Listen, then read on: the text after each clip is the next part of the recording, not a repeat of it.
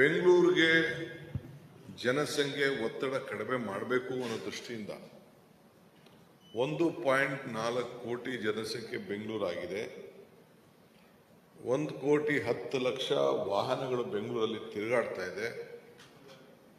ಇದಕ್ಕೆ ನಾವು ನಿಯಂತ್ರಣ ಮಾಡಬೇಕು ಅನ್ನೋ ದೃಷ್ಟಿಯಿಂದ ನಮ್ಮ MB ಪಾಟೀಲ್ ರವರು ಮತ್ತು ಅವರ ಟೀಮ್ ಚರ್ಚೆ ಮಾಡಿ, ನಮ್ಮ ಸಂಪುಟದಲ್ಲಿ ಚರ್ಚೆ ಮಾಡಿ, ನಾವು ಇದನ್ನು ಬಿಯಾಂಡ್ ಬ್ಯಾಂಗ್ಳೂರ್ ತೆಗೆದುಕೊಂಡು ಹೋಗಬೇಕು ಅನ್ನೋ ದೃಷ್ಟಿಯಿಂದ ಅವ್ರಿಗೆ ಹೆಚ್ಚಿಗೆ ಒತ್ತನ್ನು ಕೊಡಬೇಕು.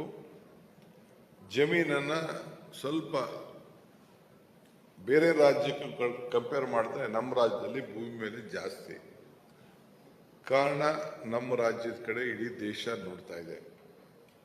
ಸೊ ಅದಕ್ಕೆ ಬಿಯಾಂಡ್ ಬ್ಯಾಂಗ್ಳೂರ್ ಹೋಗಬೇಕು ಅಂತೇಳಿ ಈಗಾಗಲೇ 75% ಜನ ಇನ್ವೆಸ್ಟರ್ಸು, ಟೆಕ್ನಿಷಿಯನ್ಸು, ಲೀಡರ್ಸು ಎಲ್ಲ ಕೂಡ ಇವತ್ತು ಒಪ್ಕೊಂಡು ಇನ್ವೆಸ್ಟ್ಮೆಂಟ್ ಮಾಡಲಿಕ್ಕೆ ಒಪ್ಪಿದ್ದಾರೆ.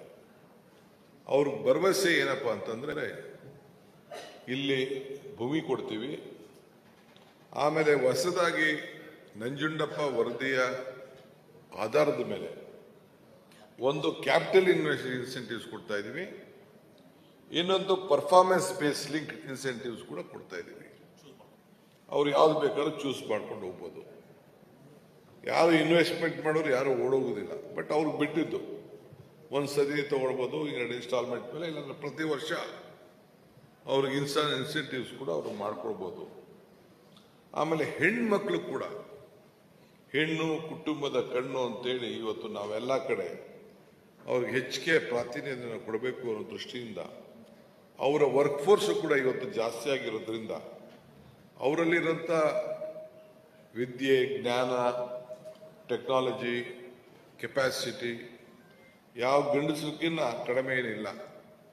ಅವ್ರಿಗೂ ಒಂದು ರಿಸರ್ವೇಷನ್ನಿಂದ ಹಿಡಿದು ಅವ್ರಿಗೂ 5% ಎಕ್ಸ್ಟ್ರಾ ಹೆಣ್ಮಕ್ಳಿಗೆ ಇನ್ಸೆಂಟಿವ್ ಕೊಡಬೇಕು ಅಂತ ಕೂಡ ಇವತ್ತು ನಮ್ಮ ಸರ್ಕಾರ ತೀರ್ಮಾನ ಮಾಡಿ ಈ ಪಾಲಿಸಿಯನ್ನು ನಾವು ಬಿಡುಗಡೆಯನ್ನು ನಾವು ಮಾಡಿದ್ದೇವೆ.